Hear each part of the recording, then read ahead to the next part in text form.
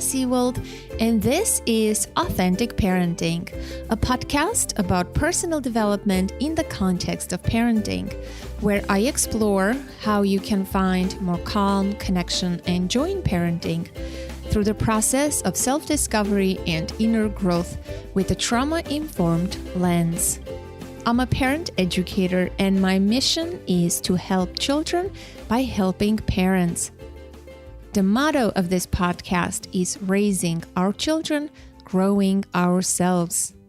Today, for the very first time, a roundtable with some of my favorite people of the Authentic Parenting community. If you have listened to the final episode of 2020, then you may recall that I announced that I was going to unleash a new format. It's just an experiment, and in the spirit of trying something new outside of my comfort zone, being courageous, taking action, and experimenting, I present to you this first roundtable. The topic of today's discussion is boundaries. We did our best to tackle this issue from many angles. I hope you will find value in our conversation. Rethink how you set and maintain boundaries with people in your life and in your parenting. If you are a brand new listener, and if this is your very first episode, I would recommend that you start your introduction to the show with a more typical episode. We have guest interviews on the podcast. Usually you can see the name of the guest in the title. For example, episode 260, Parenting with Presence with Dr. Dan Siegel. There are some solo shows. I offer on-air coaching sessions, which are marked coaching in parentheses in the beginning of the title. There are some special episodes marked special in parentheses in the beginning of the title. The special episodes I do with my friend and colleague and co-host, and we answer listener questions, share some personal stories from our parenting life, and offer some resources. I hope this is not too confusing and you will find your way around the podcast. On today's episode, we discuss what boundaries are, types of boundaries, the benefits of having strong, healthy boundaries, the emotions that arise when our boundaries are violated, boundaries and people-pleasing, the hardship of saying no to people, doing things out of guilt and obligation, dealing with boundary pushers, setting limits in parenting, and so much more. I really hope you'd be open-minded, forgiving, as this is our first time, and patient. The roundtable guests have all appeared on the podcast before, as it turns out. I will provide links to their respective episodes. And now, please enjoy this lively, pet-friendly, very first Authentic Parenting Roundtable. Hello and welcome to our first roundtable. I am very excited for this new format of the podcast. I have very special people with me here today, and I want to ask them to introduce themselves. Hi, my name is Justin Mitchell, and I have a beautiful 10-year-old son. His name is Amari. Happy to be here. Hi, my name is Zara, and I'm happy to be here. Hello, my name is Julie, and I have two amazing daughters, 9 and 12. Great. Everybody's children are so amazing these days, aren't they? We decided that our first roundtable, we would discuss a very important topic, boundaries. We're not experts in boundaries. We're not claiming to be. We're just simple, real human beings. We also equally struggle with setting boundaries, but I would love for us to have a deep discussion, what boundaries mean, how we feel when our boundaries get violated, when it comes to parenting. How do we set limits and boundaries with our kids? We want to approach this topic from all different angles. So I think it's always good to define what boundaries are, right? And I love the definition that one of the podcast guests, Sari Gilman, said what boundaries means to her. She said, boundaries is basically your yeses and your nos.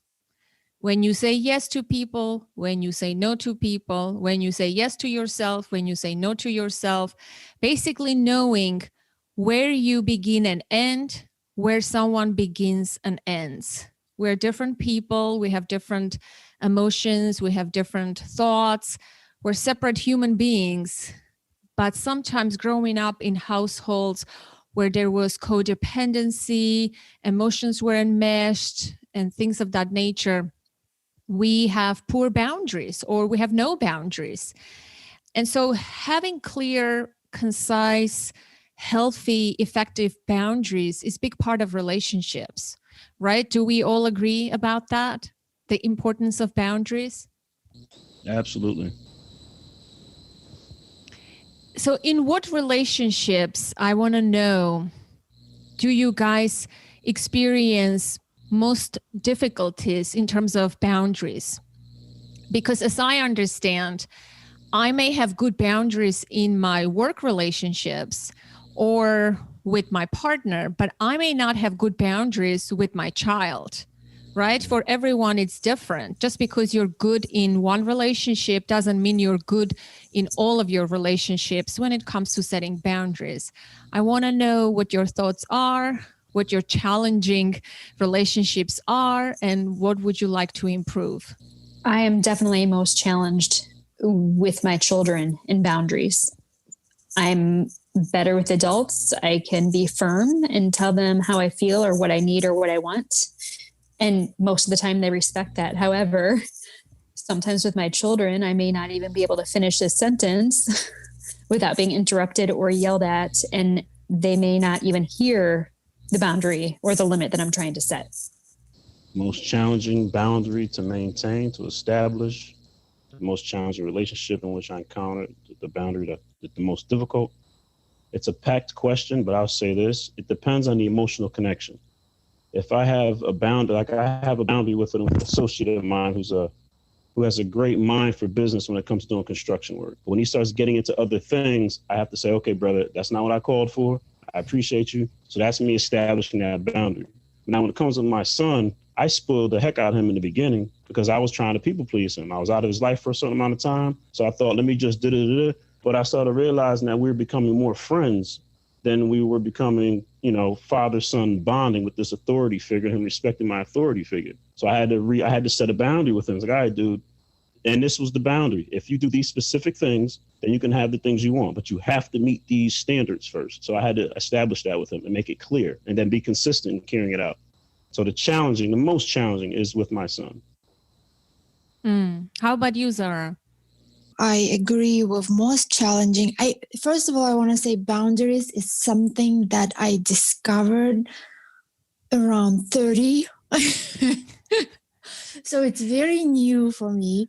I can say that before I would play this role where I would take too much responsibility on me and I would try to please everyone and do everything, including in the work, in personal life, in friends, in family, with my son.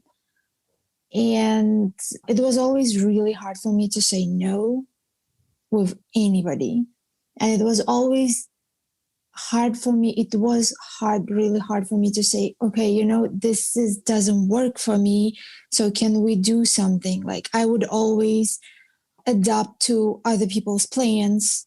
I would always adapt to whatever my boss says. And I will try to work my life and my schedule around that thing. And I still have a lot of problems with my son when it comes to boundaries. I feel like he just doesn't hear me at all, and he doesn't feel like, because I guess I just let him be free for too long and too much. So it's really hard for him to get from me something like, I don't want him to jump on me, or I don't want him to wrestle with me. So he does not understand how come mommy has to do everything what I say or what I want. So like, she cannot get hurt. She cannot, like, she doesn't have feelings and stuff. So it goes to that. That's my boundaries. With friends and people and work, I established pretty good boundaries. Like now I can say, I'm sorry, this doesn't work for me. Or I can even take an off day, which was never an option for me when I didn't know what boundaries are. I was like, I have to do everything. I have to be everywhere. So yeah, that's my story. You're raising a lot of good points, Sarah. People pleasing, adapting to people's plans, being unable to say no, taking so much of other people's emotions and wanting people to be happy. I think these are all the aspects of boundaries. And you're right. Many of us didn't learn boundaries. I myself had a lot of difficulty with boundaries when I look back into my earlier lives. I think only, in the recent few years that I am more aware, I am more courageous to say no or to set boundaries. And sometimes I still feel guilty, right? When you say no to someone or to something, it doesn't make you happy. You feel like, it's such a hard thing, because sometimes you know that you can meet their expectation, but because you don't have time or it is not aligned with your life, you have to say no. And that makes you feel guilty. I think we all agree basically that when it comes to parenting, we all have a hard time with boundaries. I am happy that I'm not the only one. As for me, I think I have some friendships that I have a hard time with boundaries. And sometimes with clients, I had to learn a lot with clients to be clear, because I have a tendency, again, like you, Zara, to give, to rescue, to help, overly help. And then that's not good, right? When someone asks for something, I overgive, and then I'm like, I feel horrible. So before we go any further, I want to ask you, like, how does it make you feel when you give, you adopt, you say no? What kind of feelings rise in you when it comes to boundaries, or when your boundary is violated? Well, I guess I'm going to go first because when my boundary is violated, I feel like I don't matter. My feelings get hurt. I take it very personally. It's just lately I flip. Before I would just wait and take it all in, and then complain, or maybe think about it, and play this victim role where, I can't say no and everybody's just using me, or like that was wrong thing. You let people use you if you cannot say no. So now with adults, I am more firm. I say, I'm sorry, I can't work this day. Let's say with my work. So it's a part-time now, and I go to work whenever I don't have my son. But this person kept contacting me and wanting me to go. And she kept pushing, like, can you come this? No, this doesn't work for me. You have to come at certain day. Like Wednesday, I said, I'm sorry. Every Wednesday I have my son. I cannot come. But these are the days that I am free and I can come. So if that works for you, let me know. And then she stopped because she kept pushing and pushing. Like, can you ask your ex-husband to watch your son? I'm like, no, I cannot ask my ex-husband to watch my son because he has to go to the office that day. That was our schedule. and hold on a second. That is not her place to control your life. After you set a boundary, I think no explanation is needed. I think in that case, all you need to do is reinstate the boundary. Otherwise, people like that can push your boundary and push until they get their way, right? Yeah, but the funny thing, Anna, like now I can say it. I'm turning 32 and now I can say no. But before I'm 100%, I'm sure if it happened like 3-4 years ago, I would find a daycare, like my daycare. I would contact my son's daycare and I would ask them to take my son. I would put myself into a miserable situation. I would put my son into an uncomfortable situation. To accommodate the person. Yes, and I will pay to that daycare and I wouldn't even make enough money at this job. So that's a big step for me. And when I set boundaries and I say, now I feel I respect myself. I cheer for myself when I say something. Like the other example was with my ex where he kept pushing for meeting and stuff. And I said, no, I like the relationship we established as a parents for my son, but I don't want anything else from you. So what you're saying right now, it's disrespectful and inappropriate. For what he apologized and he said, I'm really sorry. I will never bring this up. I don't want to hurt anyone. And he was done. And I was like, wow, it's great. It's amazing. And this is like examples that I just had. My boss was a few days ago. My ex was like a couple of weeks ago. So that's the thing. When you put your limits and you say you have more respect for yourself, not only other people start saying, oh, okay, we can always have your. So, yeah, that's it. Yes, boundaries are for ourselves. It's not for others, right? It's to protect us, our time, our energy, our space, our belongings, materialistic things. When it could be, boundaries could be different, right? There's different types of boundaries: emotional boundaries, mental boundaries, physical boundaries, sexual boundaries, material, time and energy. We're talking about different aspects here, but I think what I'm hearing from what you're saying is the clarity of communication makes a huge difference. For the other party to understand you, you need to be clear in your communication. Well, that doesn't work with my son. No matter how clear I am, he still does not get the boundaries. I think we will discuss the parenting related setting limits later. I want to hear what Justin or Julie have to say. I just wanted to say, Zara, thank you for bringing that up with your employer, because in a previous job that I had, I didn't realize, but I'm realizing now it was boundary issues where when my daughter was sick, I would take the day off or go pick her up from school. And my boss would always question me, well, can't your husband do that? Or, well, why? And clearly I was not being clear in setting my boundaries, even though it was a flexible part-time job where I was allowed to work from home, but I would still be questioned. And then I would feel terrible about it. But when you just brought this up, it made me realize I absolutely was not clear with my boundaries with my boss. Justin, do you have anything to say about the things that now? I don't know. You seem so relaxed and chill, like you're sitting. I'm just thinking, in the beginning you said that we're not taught boundaries, and I don't think I can't speak for other people, but there were things that I was taught. They weren't necessarily called a boundary.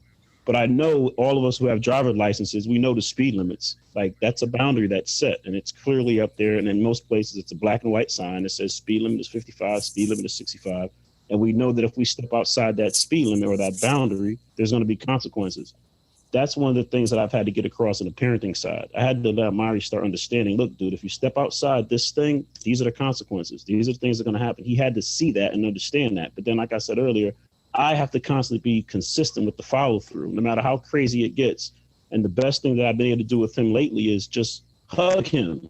he's kicking, he's screaming, he's trying to hit, and I just hug him from behind, and he literally wears out. He'll lay on the ground and just say, all right, daddy. And he lays there.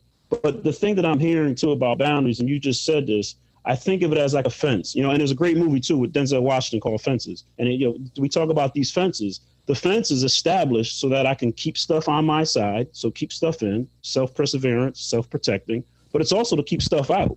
And some people got these big fences, right? So you can clearly see this is the boundary line. Don't step outside. So a part of the boundary for me is protecting myself. And in a sense, that's like this self-care piece. But for a long time, I didn't value myself. I didn't know my self-worth. I didn't know my value. That's the stuff that my parents didn't sit down and teach me about. So how can I protect something that I know nothing about? But I knew it felt good when I people pleased. I knew it felt good when I did something for somebody else. So I got caught up into that thing. Or if I do this for you, it feels good, whether you are reciprocating it, whether it's reciprocal or not. I know it felt good doing stuff for other people. But when someone said, no, Justin, you're worth more than that. Your value is more than that. Really? How do I learn more about that? And once I start learning it, living it, and loving myself, now I can start putting up this little boundary slowly but surely, right? And now I can start talking about it, showing it. So anyway, that's why I said this is a packed topic that's going to probably take 2 or 3 roundtables to really get into. Justin, you nailed it with what you just described. And it's all about figuring out your own needs and having your fences up so that people aren't jumping in on your side, and you're protecting yourself. And learning how to do this has been life-changing. Yeah, I agree that it's all about self-care, and it's all about knowing your worth, right? If you don't know your worth, then you're going to give of yourself because you don't value yourself. You don't value your time. You don't value your energy. You might as well hang out with everyone and say yes to every commitment, right? Before even thinking about it. I used to be like that. When somebody has an offer, asks you for a favor, asks you a request, a commitment. Can you come here? Can you do this? My hand was always up. Yes, I will. And when I was young, of course, I had more energy and more time. But then later you realize, wait a minute, like this is my life. I could be doing something with my time and my energy. And you learn to value. The more you learn to value yourself and understand your self-worth, then you learn that your time, your energy is not disposable. You can't just give it to people. You can share your time, yourself, your energy with those who are important and that give meaning to you, bring something special, enrich your life in some way. I think we've all struggled in this area in terms of unworthiness, shame, right? If we grew up in households where we were shamed and felt unworthy, undeserving, I'm not good enough, then you develop this kind of pleasing others to feel good about yourself, that you're still someone that is good. People like you, people accept you more if you make everyone happy, but then you're miserable, you suffer as a result, and no one cares about you. So I think it's a personal responsibility to set boundaries. So when it comes to boundary setting, I think the first step would be to be clear on our boundaries, right? The second would be to state our boundaries. And the third would be to maintain those boundaries. And sometimes we need to reinstate those boundaries because, as we heard, people can be boundary pushers. They always want to test your limits. They want to bulldozer over and get their way. But you need to be clear, concise, and restate your point, your boundary, without any further explanation. I think that's the key. A quick example, I set up an auto response for my email thanks to Julie's recommendation because I was getting a lot of emails and I don't have time to respond. So I created an auto response that is very polite, I think. But there are some boundary pushers, in that email, I say, please do not contact me for this reason. And when I feel the need, I will respond to you. But if it's about this, then I'm not going to respond to you. And you need to be okay with that. And it's very polite, not in those harsh words, but people still send another email, contact me through a DM, find me through another way. I'm like, wow, this person is not leaving me alone. So people will test your boundaries, but I think we need to restate them and maintain them. I think it takes a lot of work. Agree 100%. And about what you said, how you all grew up, I think this is our responsibility to teach our kids so they grow up with boundaries already set and that they know they cannot be pushed over by somebody else, and that their needs and their feelings matter. Because as I grew up, my needs did not matter. That's why I'm having a hard time of finding what are my needs now. That's why I was saying yes for everyone and in my life, whether it's work, it's relationship, it's personal relationship, it's a friendship, it's a parenthood. And it's really hard. So I think we need to teach our kids to set those boundaries with their friends, with their relatives, with even teachers. And we need to find a way to do that. I think when it comes to kids and teaching boundaries, one example comes to mind. Like my daughter is preteen right now. And when she's in her room and the door is closed, I don't just barge in anymore. Not that she's doing anything secretive, but I want to teach her boundaries, privacy, respect. So I go knock on the door and I wait until she says yes, and then I open, because I know sometimes people go knock on the door and they just barge in, right? They open the door without waiting for a response. So by doing that, even though it may sound silly, like, why would you do that? It's your kid, it's your home, she's not engaged in any kind of activity, but I want to teach her respect, that her privacy, her space.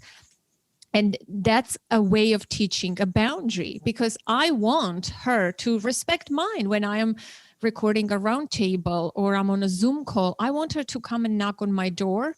And when I don't open, or when I have a note that says do not disturb, she would respect a great boundary. As well. So I think... And that's how you teach it. And it's not silly at all. Today, speaking of doors, today on the Facebook, I realized how much I've grown and I changed from the post that one of the, we have this like Bronx community moms, and she wrote that because 16 years old son locked the door, and when she went to wake him up, the door was locked, and she went mad like crazy. And she's like, nobody's gonna lock the door in my house. We take the door down, we take the locks down, and that's it. And I was like, he's a good kid. He's not doing, well, we all know what he's doing at 16 with locked doors. So you don't want to, I definitely don't want to see that image and have it in my mind. So why do you want to let him lock these doors? And she was like, no, he doesn't pay anything. So he has no right to lock the doors. And that kind of threw me off. I'm like, he doesn't have to pay anything. You brought this child to life. You didn't ask him if he wants to come to this life or not. So, and you're supposed to provide the living for him.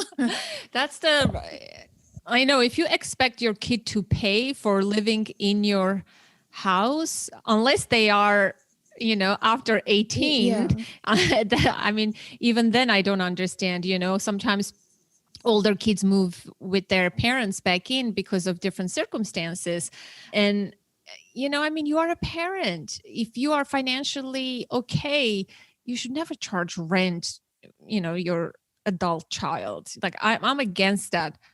But in this case, he's 16. I mean, he's not even an adult. He's 16 in this case. Yes. And for me, it was like, I don't want my child to think that oh, this is not my house, this is my mom's house, or this is my parents' house, so I cannot stay here. As soon as I turn 18, I need to leave and I have nowhere to go. I want him to feel like this is his house. This is where he has rights. And this is where he feels safe. And he can come back to this house anytime with any problems, and he knows that he's gonna get support, and he knows that he's not gonna be alone. Like that is, well, I guess it's just my opinion and my understanding of parenting, but that's what I want to provide for my son. And I don't want to say, oh, this is my house, you're not doing anything, and like, no, you have to follow my rules. No, well, I agree on having rules and boundaries set up. I agree that he needs to help somehow, I don't know, put away the dishes after himself or take out the garbage to recycle, something like that. But saying that this is not your house, you're not paying, like, I really don't want to put that in my child's mind, because in the end, I want to have a relationship with him and I want him to come back to this as his house and the safe place. Yeah, you want to have the right parent-child relationship, not the employee-employer. If your child is going to pay you and expect them to pay, then this is a transaction. That's not a relationship, you know? It's like dictatorship almost. if you have such kind of thinking when it comes to parenting or taking the door down and all of that. That's like old-fashioned parenting. But space is huge, right? I mean, when it comes to physical boundary, what are your thoughts in general when it comes to adult relationships or parent-child relationship? When your child says, go away, do you give them the space that they need? Or do you still feel like, no, you have to go in and fix whatever the problem was?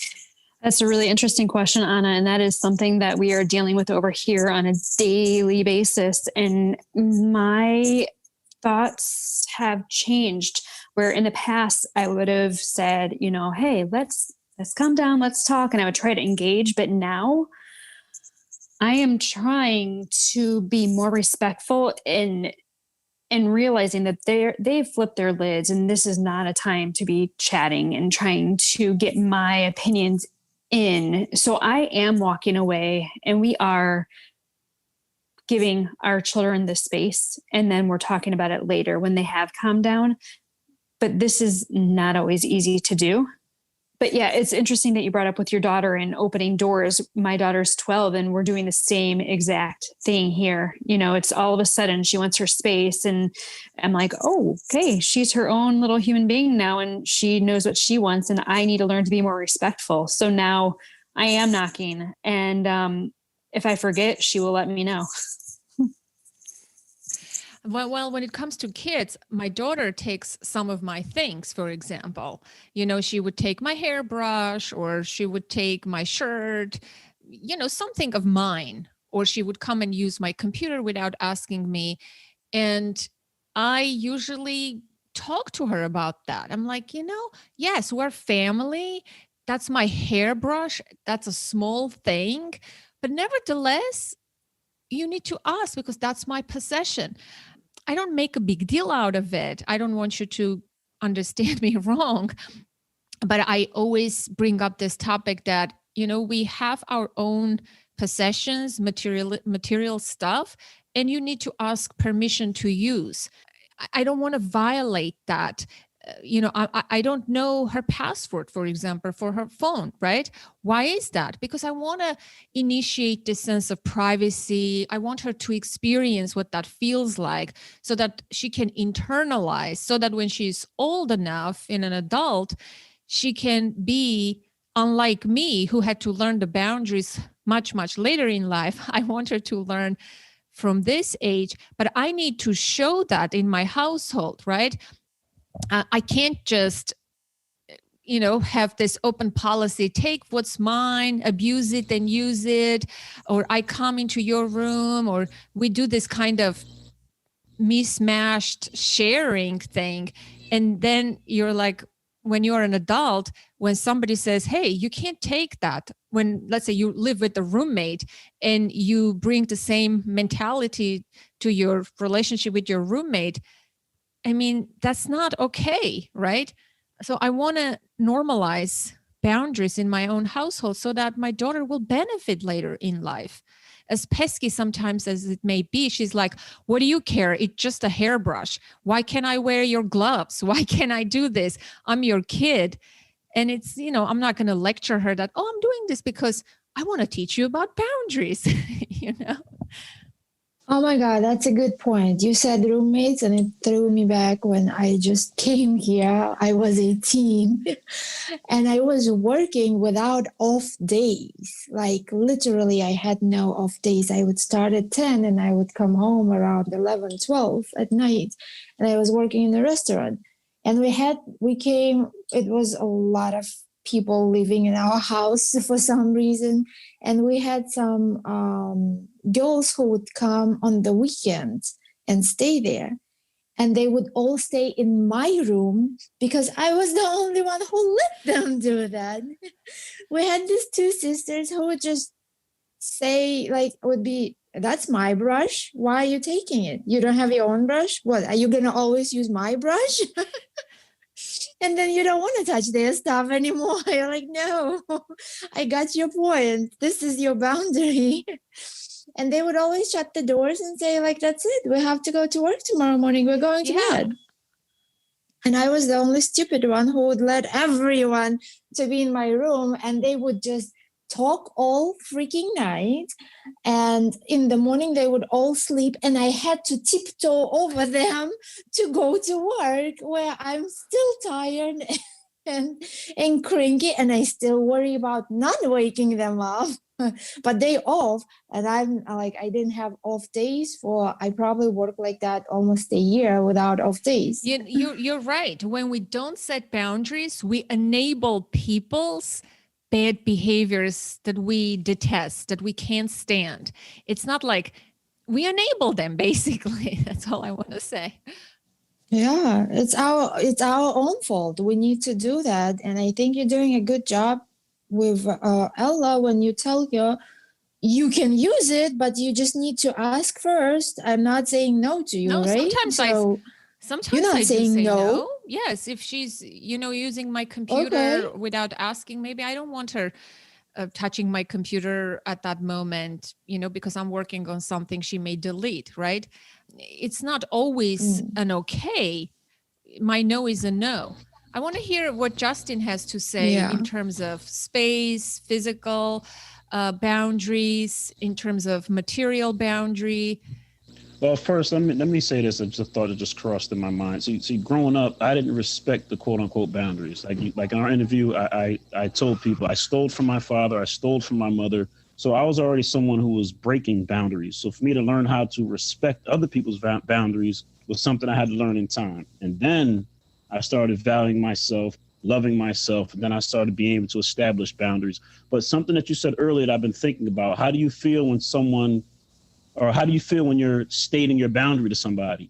And that I never would do it before, so I can't answer in that regard. But now when I do it, I always have this little fear, which I already know isn't real. I have this little fear that tries to say, if you say that thing, you might be rejected. And I want to kind of hold on to it. I remember walking down the street with a friend of mine, and I was sitting there thinking to myself, wow, this woman has been talking the whole time. She did not once ask me how my day was. And that's always been a pet peeve of mine, is when people talk over me or they ask me a question and they talk before I can finish answering it. So I said, you've been talking the whole time and I'm just curious. Can I interject? If not, let me know. And I kind of felt like, am I being disrespectful by saying this? Am I going to hurt her feelings by saying this? But I had to honor my truth, which is something else I had to learn about.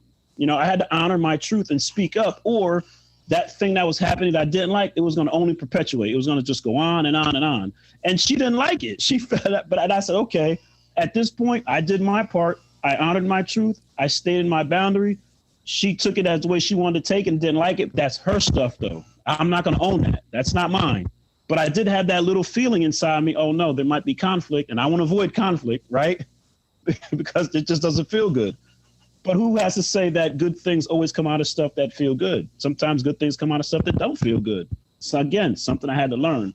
But I had to learn. I'm glad that I was able to establish that, though, and speak up in that regard. And but again, practice makes better. I got to do this stuff consistently. And then the thing about with Amari, something that he likes to do is, look, I love my candy. Amari loves candy too. He's gonna come and take my candy. Like, dude, you're not gonna ask me for that candy? And then he'll say, oh, okay. And then he'll come back next time and say, Dad, can I have some? So he's learning in that regard about the boundary thing. But then another thing I noticed him doing, and you mentioned this too, and I'm not going to take up too much time, but he's starting to close his bedroom door. He used to never do that. And he's starting to do his own thing. And I'm letting him do his own thing. But once in a while, I say, hey, what are you doing? What are you watching?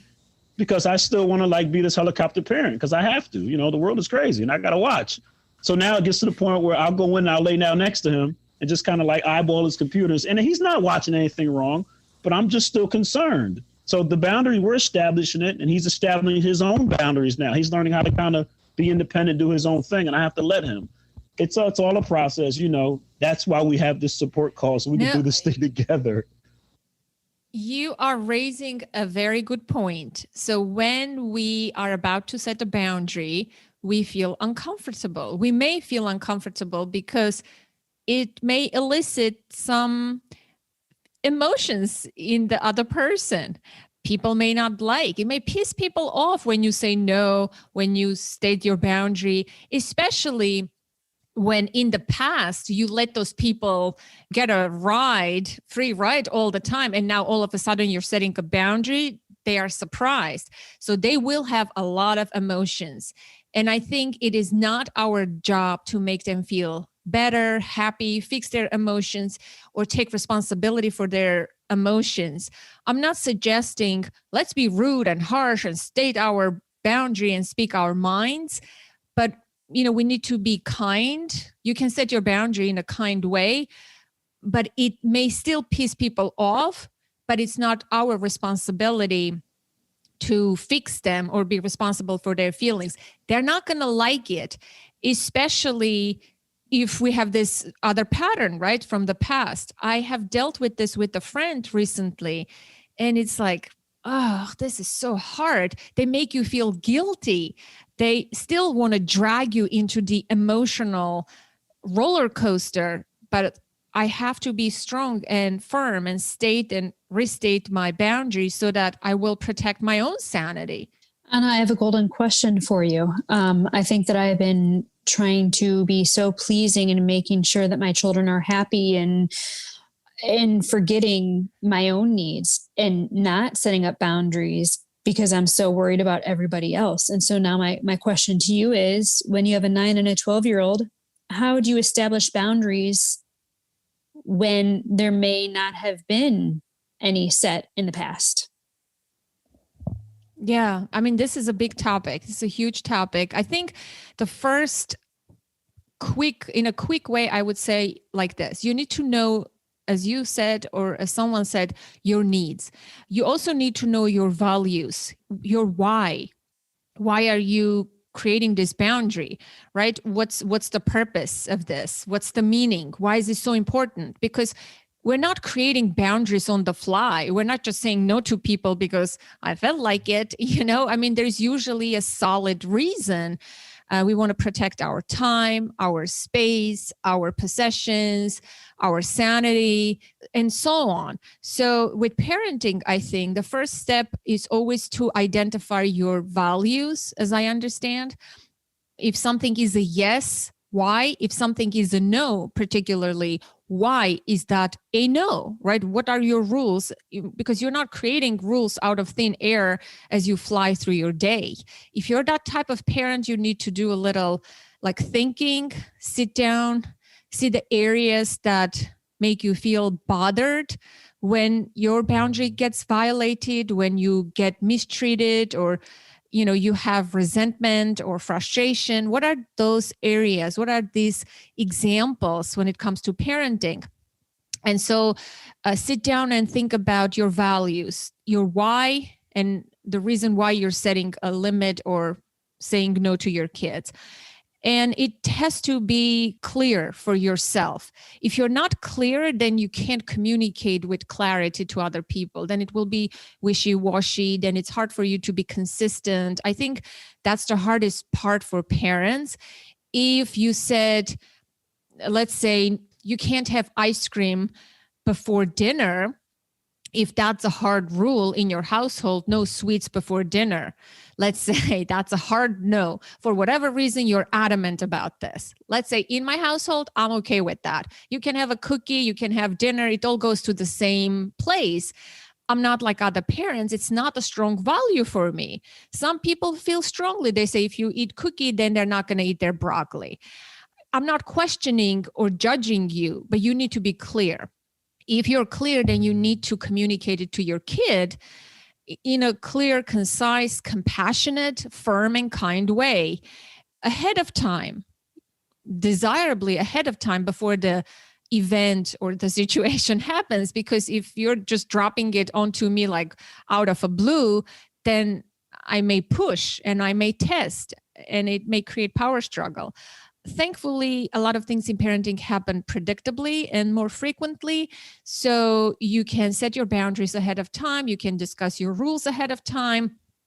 And the next thing would be to maintain those boundaries now, to be sort of, on top of this and be consistent and know that your kids will test those boundaries, will test those limits.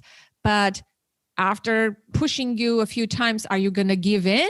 If you gave in, then it didn't work. If it's a no, it's a no. I told my daughter the other day, I said, they were meeting with friends. And I said, if you ask for, extra screen time for TikTok or Snapchat, know that, I'm not going to grant because you have X amount per day. And this is important for me, that and budget your screen time wisely. If you abuse your screen time, then you need it later when you are at the birthday party, then that's not going to work for me. I had to communicate clearly, and she said yes. Guess what? She went and met with friends, and she never sent me a request. She honored my boundary, and I'm like, yes, that worked. But sometimes they test. And it's okay. Did that answer your question? Yes. Yeah. So what part do you think you're having a difficulty with? Getting clear on your boundaries when it comes to kids, communicating them, or maintaining them?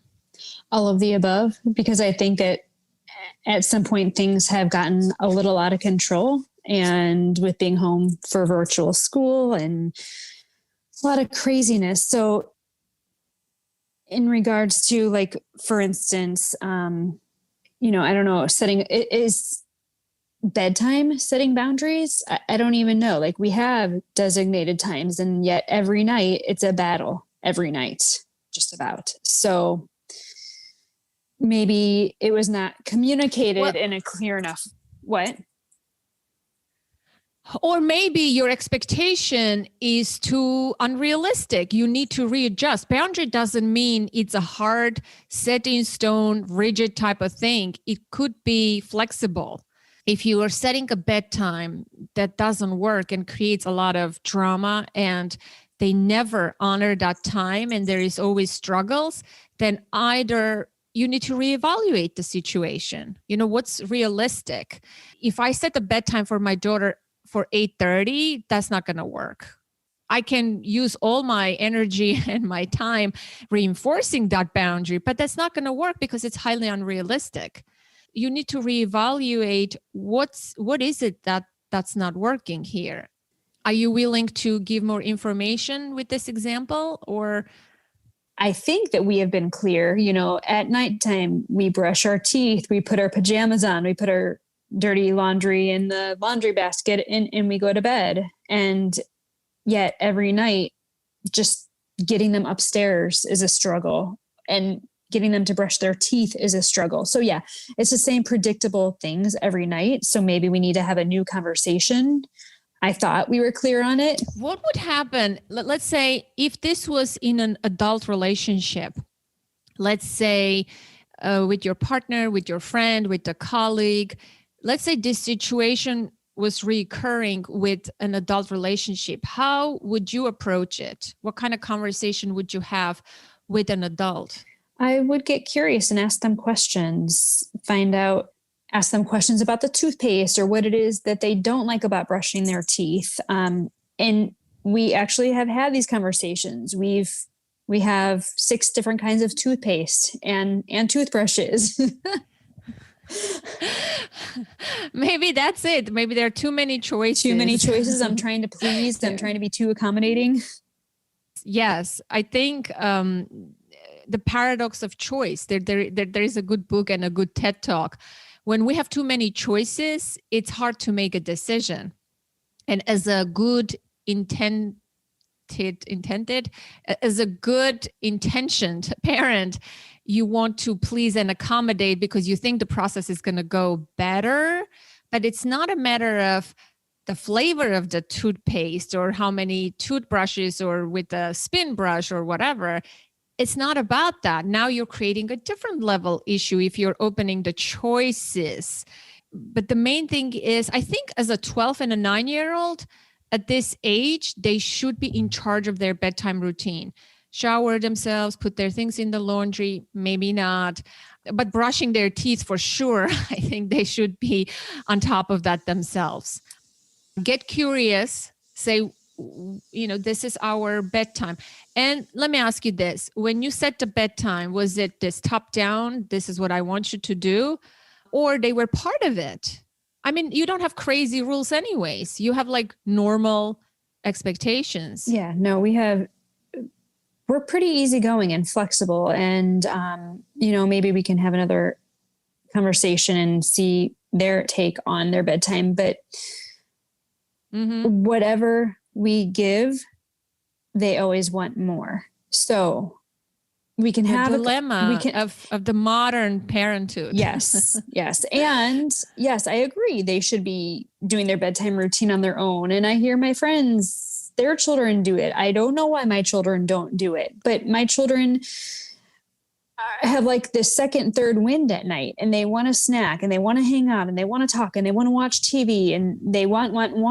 And I'm just like, hey, it's my bedtime. I want to go to bed now. So I know what to say about this. I've been seeing this pattern recently in a lot of households. During the pandemic, a lot of screen time has increased. Children are on their devices a lot.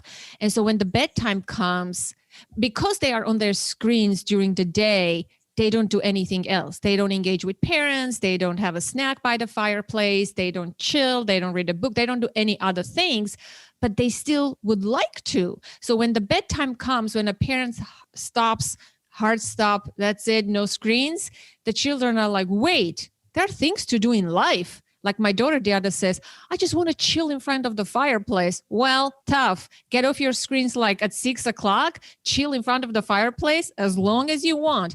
But like you're doing the screen time and then you want to live your life, the night is never going to end. So I think one culprit is excessive screen time. Because if you're on screens, you're missing out on other things. And children need to connect with other things and do things in life. So I would say decrease the screen time in the evening. They may push. It's better to set that boundary than fight over bedtime and them wanting to have a snack or chill or hang out. You will see, like we did that. And my daughter is very happy. She even reads a book in the evening. She even talks to us. She's just getting a snack, putting a lotion on her face. They need that time. But because they're so busy on screens during the day, it's sort of they're robbed off of that precious time to be in their life as well. Do you know what I mean? Yes, definitely. That makes a lot of sense. I would look into screen time in your case, and then maybe the bedtime will flow. I'm going to look into that too and do the same, because the bedtime is always really crazy in our household. And I talked to him, I discussed with him. He used to go to bed at 7:30 and he asked to go an hour later, which I said, okay, as long as you're going to be there 8:30, it's fine. But I gave him a month for the whole month, he did not go to sleep at 8:30. And I said, okay, I'm taking that back and we're going back at 7:30. So at 7:30, we start. Sometimes I think we give them too much choice. And sometimes they just want to go back to where our parents said, and we did it. We didn't question them. Can we just do the same here? I know. I know. Wouldn't that be nice sometimes? Just do as I say and things will be great, But of course, we want to raise human beings who have well-established boundaries. And that means we have to accept when they say no. And when we have to be okay with it. We have to hear them. They need to speak their truth. This is hard. It's not easy. No one said it was easy. But because we're choosing to parent differently than our parents, then we have to deal with this. It's a more arduous journey, but the results, hopefully one day, will be that our children will know their self-worth. They will know their boundaries. They will know their needs. They will know their limitations, and they can communicate effectively. I think that's the ultimate goal. But it starts with us honoring their choices, honoring their voice. Instead of taking the door down, giving them privacy and being okay with that. A lot of it, like, you need to reevaluate your parenting goals.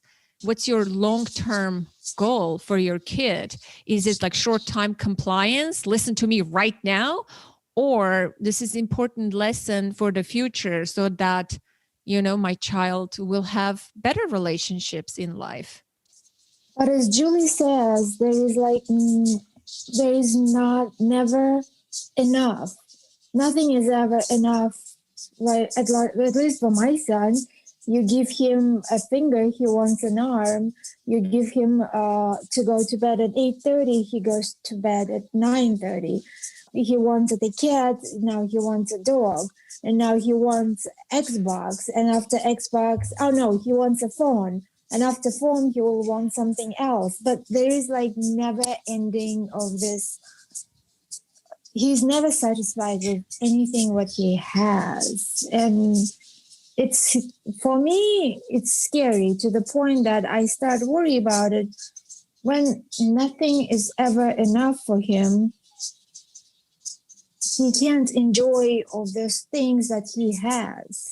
I'm wondering if this has anything to do with the pandemic and being home and a loss of so many things in his and all of our lives, of feeling the way that he's feeling. Good point. Yeah. Good point. Could be. Yeah, it is a very good point, because when you lose a lot, you tend to want more of other things just to gain something. Yeah, could be. But it's also, speaking of boundaries, it could be that the parent has to set the boundary. My kid can want a car right now. There's nothing wrong with wanting more. You don't have to give in and give them what they want. It's okay to honor what they want. They may say, I want an Xbox.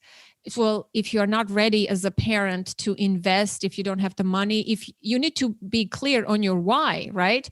If you have a solid reason for saying no for Xbox at this point in your parenting, investigate, get clear, and communicate the no. But a lot of parents say no without thinking twice why they're saying no. What did you teach your child in that moment is when he pushes you, you give in at some point, that your no as a parent is not so solid, and you enable the same vicious cycle that you hate and you don't like, right? When you say, when we give an inch, they want a mile, and you feel taken advantage of as a parent. So I think knowing your no solidly and communicating it firmly and holding the boundary is key in teaching our kids how to respect our boundary and not push boundary pushers. Like, I want to know how you feel when you say no to your kid, when you have to say no, when you have to set the boundary. How does that make you feel? What I feel when he starts whining and crying and wanting, I feel sad. So it's like, I guess it's definitely my fault, because I feel bad for him and I pity him, and then I just give in.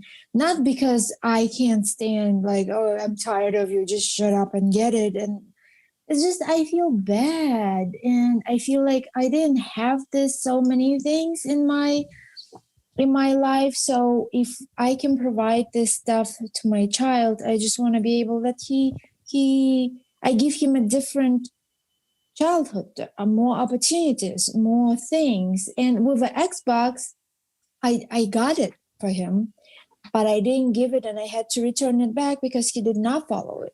So we don't have an Xbox now because of that. And I didn't give in here. But to be honest, I don't think he realized any difference. So he was like, I didn't have it here. I didn't have it. I still don't have it. It doesn't really matter. I think it would be more effective if I take away something that he has it and he knows, like, let's say Nintendo in his dad's house. Like, he knows that's how much fun is in there. And when you take it away, he's going to know how it's going to feel without it. Mm. So I'm sorry, my bird is... Your bird has things to say. I wonder what your bird is saying. I know he has boundary issues with a cat. The cat keeps attacking him, and he's trying to voice it out that you cannot do that. So my bird is also having boundary issues. But does your bird have a cage? Because if he's in a cage, then he's protected. Yes. He has his... He is in a cage. He is in a cage. That's why I was holding my cat so she doesn't jump on the cage. Oh, gosh. So I was telling earlier that even with animals, you have to set the boundaries, because if the cat is scratching you or something, you take it away and you say, I'm not playing with you because you're hurting me. You say, ouch, and you move away and you don't do it. Same with a dog. You need to pee in a pad or you're going to stay in the kitchen. You don't have access to other places or something like that. Like, the boundaries is all over around with everything and in your relationship. I completely agree. Yes. Once you start talking and seeing it, you see it everywhere. Justin, do you have a hard time saying no to your son? And, how do you feel when you set boundaries with your kid?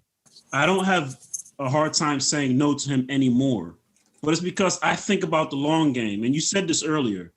I have to think about, put it this way. Instant gratification is an enemy for me. If I'm trying to get an instant result because I don't like that feeling of being disrespected by my son, if I look for that instant thing, then it's going to be a problem because it's going to just keep perpetuating. So if I'm just trying to appease him just because I want peace in the home, then it's going to be a problem. And when I'm training inadvertently, what I'll be training him is to think that he can have things his way immediately. So I got to remind myself that the things that I'm doing today are hopefully going to be a benefit for him 15, 20 years down the line. So I have to think in that mindset, which can be challenging when he's in my face calling me the N-word or he's kicking me in my private.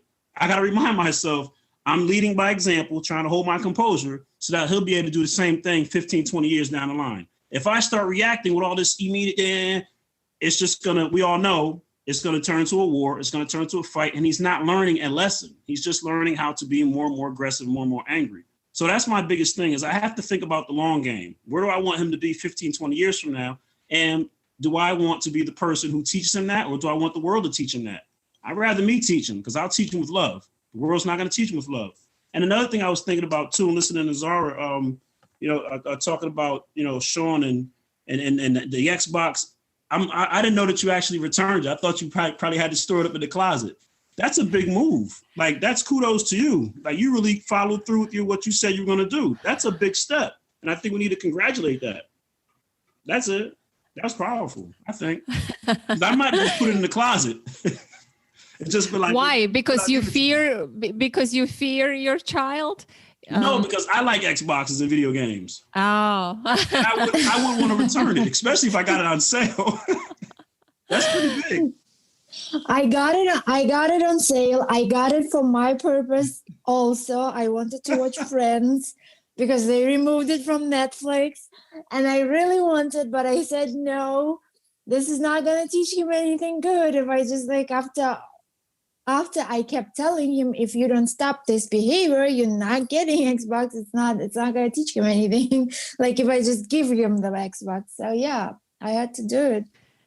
You know what's another trap, Anna, that I wanted to mention too for me. Another trap that I can get caught into is I always say to myself, I want to do for him what my parents didn't do for me, and that can be hard because now I'm trying to compare, but I can't compare because it's so different. My neither one of my parents had a father in their life, so the fact that I'm in my son's life alone is already going to give him more than what my parents could give me. So I got to be careful with that too, trying to compare the upbringings because they're uncomparable. It's not fair.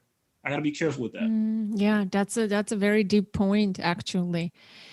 Julie, how about you? How do you feel when you have to say no to your kids? When you have to set the boundary? How does that make you feel? It's really an interesting question. I just always want to please. I don't want to say no. Why? Because you think they will love you more if you never say no to them? I have no idea, Anna. Well, I think that's the biggest question for you to walk away with today off of this round table. Maybe journal. Because if you have difficulties with setting limits and boundaries with your children in your parenting, I think you need to get clear on how you feel. Do you feel like you disappoint them? Do you feel like they are not going to love you anymore if you said no? Do you feel like you are going to not be taken seriously? There could be a set of things. I don't know. Right. I would love for you to journal about this and see what comes up for you, because that's an important aspect of setting limits. Right. Because if you're feeling uncomfortable with setting limits, no matter how much you learn a technique or step-by-steps, you're not going to do, because you're going to avoid the discomfort of the feelings. Right. I, for example, have a very easy time setting limits and saying no. And my daughter may call me, "You're so mean." But as Justin highlighted, I am doing this for the long haul. I'm doing this long term so that she can learn something. I'm not trying to please her in the moment and be a cool mom. I'd rather be a mean mom today and a loving mom tomorrow when she will understand and appreciate. Right. And to be clear, I do say no and I do set boundaries, but I need to journal, like you said, and figure out more boundaries to make. I think that will make a huge difference in our home. Mm-hmm. How about when it comes to digital communication, guys? Do you have anything to say when people send you friend requests, people you don't know, or people text you at odd hours or things of that nature? Any interesting stories that you can share? Zara is laughing. I'm guessing Zara has something to say. It's already got something going on over there. I'll go last. I have a good story, actually. For some reason, I can be very clear and set boundaries with other people's children and with other people in my life. But just I have a struggle with my own children. I was on a text with another mom and her daughter. My 12-year-old daughter was on it as well.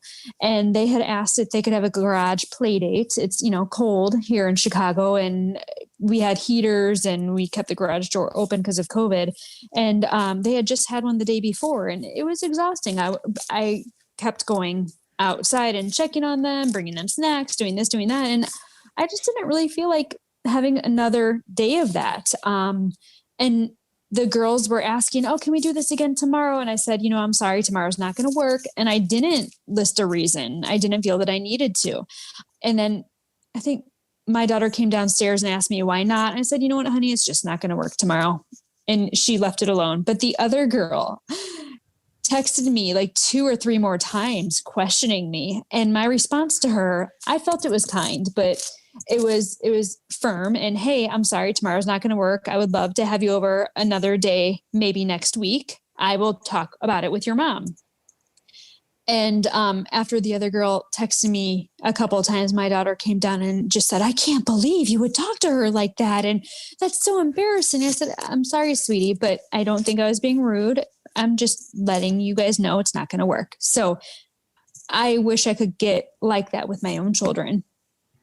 Well, maybe you should treat your children like other people's kids. When you are trying to interact or set a boundary, maybe flip something in your mind and say, this is not my kid. This is someone else's kid. How may I do this? Right.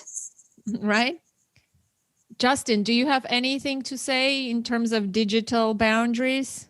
Look, I'll say this. I have 5 people blocked in my phone, and I just recently blocked somebody. I just recently blocked 2 people on Facebook too, because some people don't get no, like you said, they don't want to take your no, and they still think they have something that you might be interested in. So I block people. I've tried. Someone was sending me some political stuff, and then they send like these memes of Trump and all this stuff.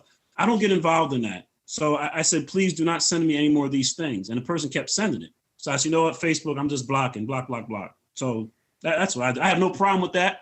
Again, but what's the reason why I have no problem is there's no emotional connection to certain people. That's big for me.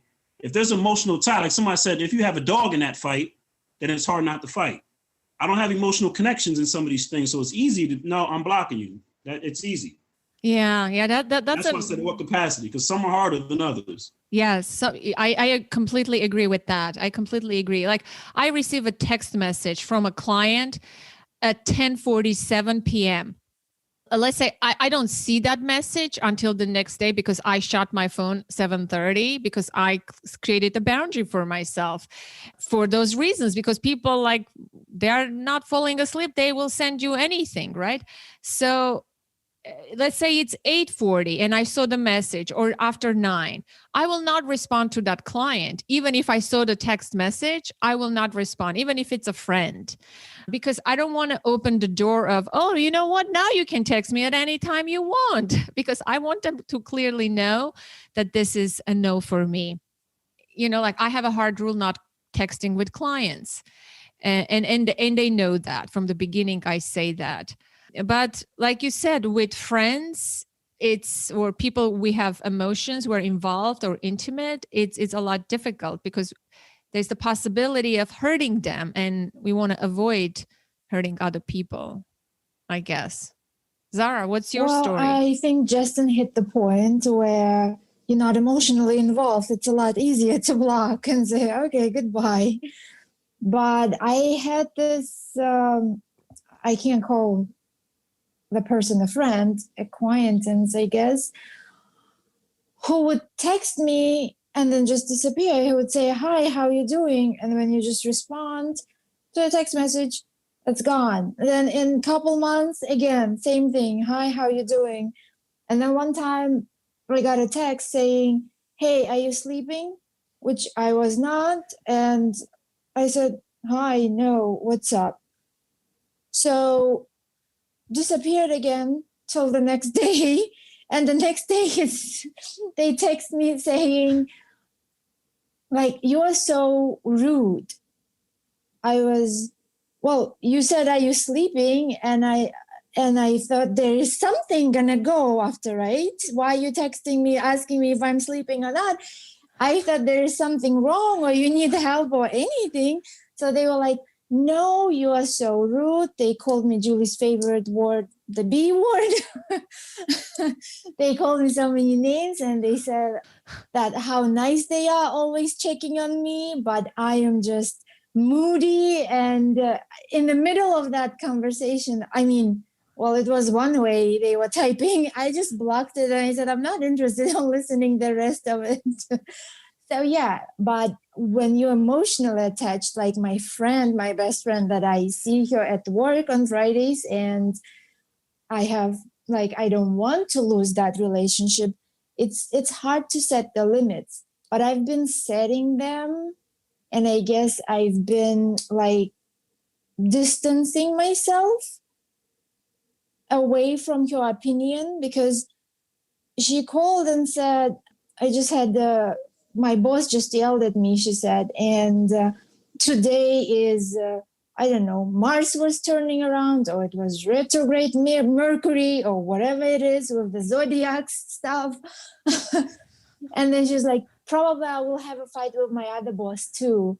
And she asked me if Mars is in one of my planets, like dominant planets. I said, no, I think Pluton is mine. And she said, oh, that's a shitty planet. And I'm like, dude, you're just picking a fight right now. You're just picking a fight. I'm like, you just called a planet shitty planet, like addressing to me. And then she was like, well, see, you start picking in a fight right now. I'm like, no, you started. And I think this is the time to say goodbye and not talk about it, because I'm not fighting. So I had to hang up. Like, I said goodbye and I'm not fighting. And it's like something, she would say something mean, and then she would say that I'm pissed off now and I'm picking on it. But she didn't mean anything. And it's really hard with that. Yeah. Setting boundaries is really, really hard. So I stopped saying anything personal, because she uses it against me later to hurt me with that. Yeah, these are limits of the emotional and mental boundary, what you're talking about. Mental boundaries, your thoughts, your beliefs, your ideas. And some people have a problem with that. They can't see you as a different person with different ideas, different thoughts. They want to change you. They want to convince you. They assume, they judge, and if you state yours clearly, or like Justin is doing, just simply blocking them because you don't want to engage with them, there's no good way of engaging with those kind of people. I have someone in my life too who wants to change my thinking about certain topics. No, dude, just accept and respect who I am. And don't criticize me. This is my thought. You don't like it? Well, I'm sorry. This is how I think about life. I think it's difficult setting those kind of boundaries with people, and it could be exhausting boundary setting, right? Because people usually don't get it from the first time, and not everybody has good sense of boundaries. So we're constantly battling this notion of boundaries in our lives. And I see that Justin has a cat, and the cat is listening to me so attentively and looking at me. I'm like, wow, meow, do you have something to say? Look, is it a he or she? Oh, Love. Love wants to say something to me. She was so attentively listening. She's like, who is this woman talking about boundaries? I am sitting on my owner's lap. I mean, I don't value physical boundaries. But I think, yes, Justin, you're right. We can talk about boundaries. It's a huge topic. We can talk about from different aspects and go deep and deep. But I think this was a good discussion. Any parting thoughts, any takeaways, any questions before we say goodbye? You just reminded me of something, and I swear you're reading my mind, because I just wrote this down. Les Brown has this saying where he says, someone's opinion of you doesn't have to become your reality. So plant your foot, set your boundary, and let people take with it as they may, but honor Very your good. truth. Julie, do you have any parting thoughts? I'm just going to start journaling, figure some things out on my end, and then hopefully be able to set up some boundaries. How about you, Zara? I think I'm getting there, and I think I just need to work on my communication skills, where I can be more polite and where I don't have to hold it for so long, where I get to the point where I just blow up and say, oh, this is my boundaries. You crossed too much lines now. Oh my gosh, geez, you're opening like another great topic, the topic of how to communicate your boundary in an effective way. But I think we have to wrap this conversation and discuss that later another time. I want to thank you, everyone, for participating in our roundtable, including Justin's cat, Zara's pet bird, and all the pets that we don't see. They're invisible in the background. Thank you so much. This was a lovely conversation. our first round table, even though we're looking at squares on Zoom, more of a square rectangular table, but hope we can do this again. We can discuss other topics, and hope the listener will like this format and benefit and want to join us, because I want to open the floor and say, if the listener wants to join us, they can send me a note at info@authenticparenting.com and express a desire to join us, our core group of roundtablers, and we have an empty chair waiting for someone who wants to come and share their thoughts. So with that, have a good day, everyone, and thank you from the bottom of my heart. Thank you, Anna. Thank you. Thank you, Anna.